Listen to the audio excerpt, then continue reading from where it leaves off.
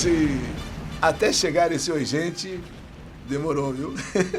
Demorou, foi uma longa jornada, uma longa caminhada. Vocês que me acompanham, vocês que me ouvem pelo rádio, agora estão me assistindo pelo nosso canal do YouTube, né? Eli Correia Oficial.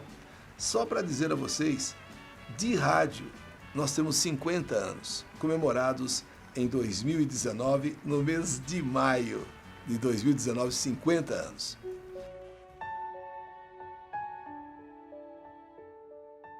Bom, antes de eu dizer a vocês, de eu falar a vocês como começou essa minha carreira, vamos dizer assim, vamos voltar um pouquinho mais ao tempo.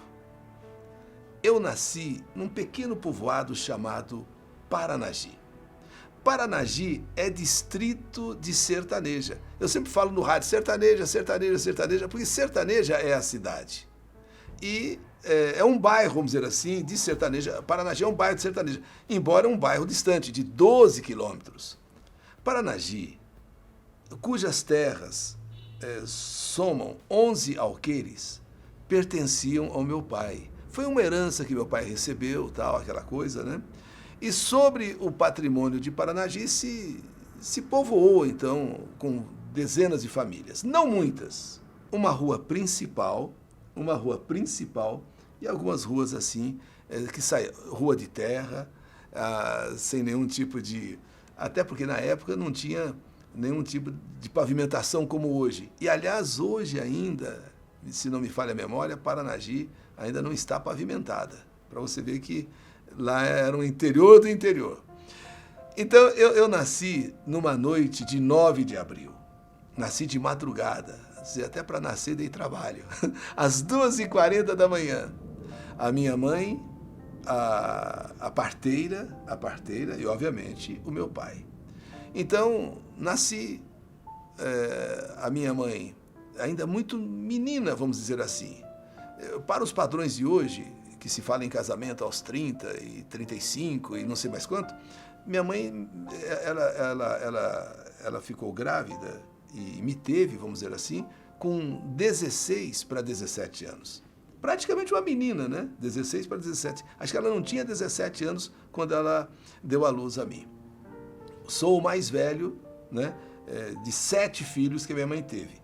Dois filhos, eu e a minha irmã, do meu pai, que veio a falecer mais tarde, e depois outros 5 que ela teve no segundo casamento. Mas voltando ao terreno de Paranagi, meu pai então tinha aqueles 11 alqueires, sobre eles foi então que se instalou esse povoado chamado Paranagi, e foi em Paranagi então, que era do meu pai, casou-se com a minha mãe foi morar com ele, e foi lá que eu nasci, nesse distrito de Paranagi, nesse patrimônio que a gente chama Patrimônio de Paranagi.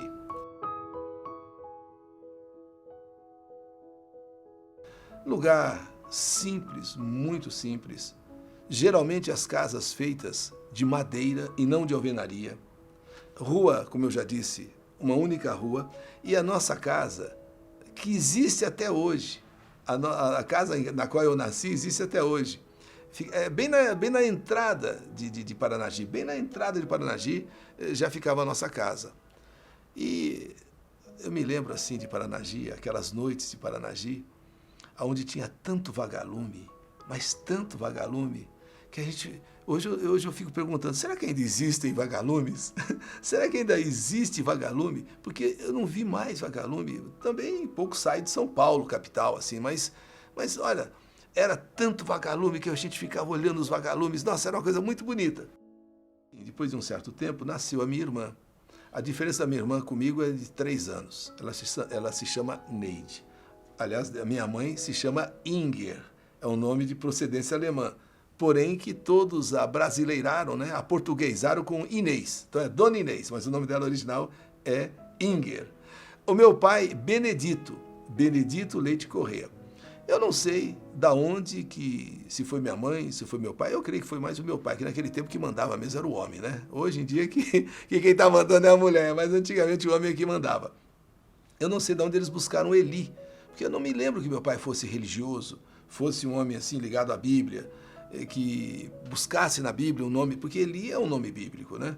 Então ele me deu primeiro o nome de Antônio, depois Eli Correia. Durante um bom tempo foi Toninho, Toninho, Toninho, Toninho. Depois, só mais tarde, é que virou Eli. Não no rádio, antes até de trabalhar no rádio, virou Eli. Bem, o tempo foi passando, como qualquer criança, criada ali em Paranagi, muito simples, muito tímido, diga-se de passagem, muito tímido. A minha mãe, ela dizia assim, eu não sei, esse menino tem tanta vergonha que tem mais vergonha que a mãe do sarampo. Não entendi essa, porque mãe do sarampo? Mais vergonha do que a mãe do sarampo. Nós tínhamos uma data, uma propriedade onde plantávamos banana. Era muita banana, então nós tínhamos assim um quarto, um depósito, vamos dizer assim, né? Uma despensa só de banana, que meu pai acabava indo vender essas bananas, num caminhãozinho assim, ele colocava aquelas bananas e ia vender, ou em Assis, ou em algum outro lugar. E também melancia, nós tínhamos também uma boa plantação de melancia, então às vezes enchia assim, ia vender melancia em algum lugar. Mas o tempo foi passando, e passou um ano, passaram-se 2, a minha irmã nasceu, o meu pai era muito ligado a mim, nós, muito ligado mesmo, aquela coisa daquele tempo, filho homem, né? O primeiro filho homem, aquela coisa. E antes da minha irmã crescer um pouco, ele veio a falecer. Ele veio a falecer, na verdade, quando eu estava de 4 para 5 anos.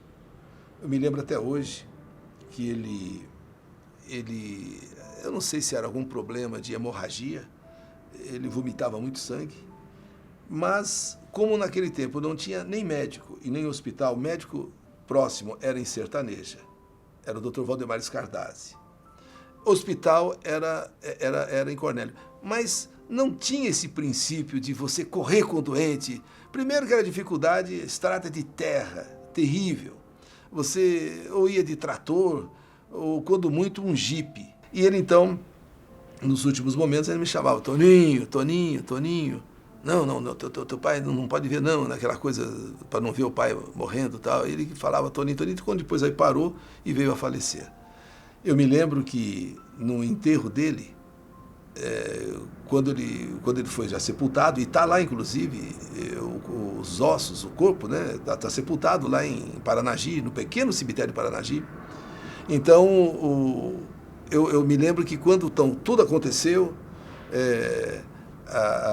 o pessoal tinha uma carrocinha, mas assim, feita para colocar um bode. Meu pai dizia que ou é um cavalo bem pequeno, que mais tarde eu vim saber que era um pônei, ou então um bode.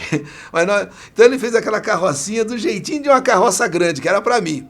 E eu me lembro que na hora que todo mundo foi embora, depois do sepultamento, eles levaram a carrocinha embora. Uns tios meus levaram. E eu fui montado na minha carrocinha até no finalzinho de Paranagi. Aí eu desci, eles levaram minha carrocinha embora. Mas eu sinto saudade dessas coisas assim. E até vamos lembrar uma passagem que não tem muito a ver, mas acaba tendo a ver com rádio.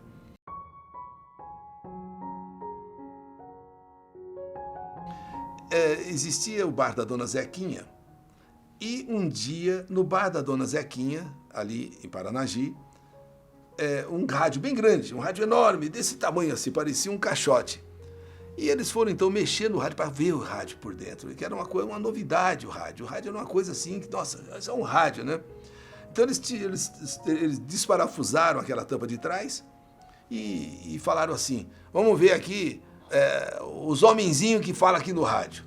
E eu, como moleque muito, muito inocente, eu tafuiei assim por baixo das pessoas assim para ser bem o primeiro para ver o tamanho dos homens, porque o rádio estava ali, era grande o rádio, mas os homens deviam ser pequenos. E que procura daqui, procura dar, só vi válvulas, só vi válvulas. Esse é um fato assim que me marcou exatamente porque depois, mais tarde, eu viria trabalhar em rádio, então esse fato acabou tendo uma certa importância mínima, mas só de eu achar que lá dentro do rádio tinha homenzinhos mesmo. Uma bobagem de criança muito, muito, muito caipira e muito atrasadinha, né? Eu imaginar que dentro de uma caixa daquela, falando, tinha gente falando. Ou tinha homem, assim, que tamanho seriam aqueles homens?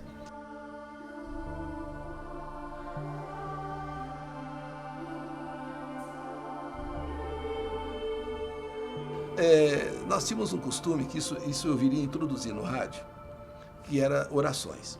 Nós, quando fazia muita seca no Paraná, e fazia mesmo muita seca, faziam-se procissões, e na entrada do Paranagi havia uma lâmina de água. Era um riachinho que cruzava ali aquela estradinha de Paranagi. Então todos os carros que vinham, ônibus que vinham, jogavam aquela água toda assim, né? Mas quando fazia seca, virava um fiapinho de água. Então desciam as pessoas para pedir chuva. E eu então tinha ganho uma imagem pequena de Santo Antônio de um tio que tinha servido no Rio. E na volta dele, quando ele recebeu baixa, né, no exército, ele passou em Aparecida do Norte. E então ele comprou uma imagem para cada um. Uma imagem da Senhora Aparecida, para mim foi Santo Antônio, para o meu pai foi São Benedito. E eu, com o meu Santo Antônio, também seguia na procissão, lavar o santo, pedindo chuva, que as secas eram fortes mesmo, né? E aí, numa dessas, eu derrubei meu Santo Antônio e quebrou. E contei essa história no rádio. Um dia a senhora, 2, 3 dias depois, chegou lá e com o Santo Antônio para mim, poxa, você perdeu quando era criança, olha um Santo Antônio que eu tenho até hoje, inclusive, aqui comigo. Mas, gente, meu pai veio a falecer.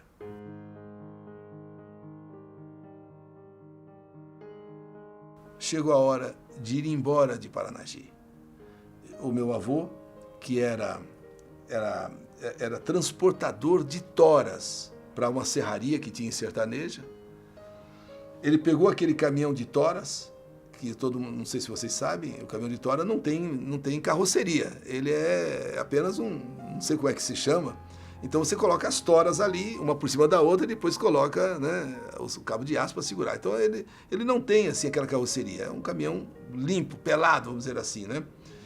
Então eu me lembro que foram colocadas todas as coisas da minha mãe, porque nós íamos embora, após a morte do meu pai, nós íamos embora de Paranagi para Sertaneja, aonde a minha avó tinha uma pensão, aonde inclusive foi naquela pensão que ela sobrevivia, ela e o meu avô.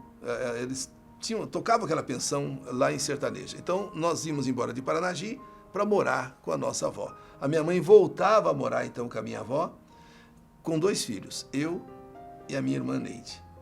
Assim, deixávamos para trás Paranagi para nós começarmos uma nova vida em Sertaneja.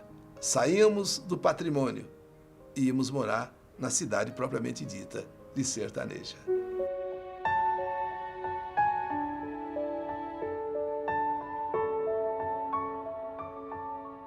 Bom, daqui a pouco eu vou falar para vocês de um primeiro trabalho, vamos dizer assim, entre aspas, porque tão novinho ainda, mas minha avó era exigente. Então eu vou falar para vocês como começou essa minha vida, mais uma vez, entre aspas, profissional, buscando e entregando marmita para a pensão São Francisco, a pensão da minha avó.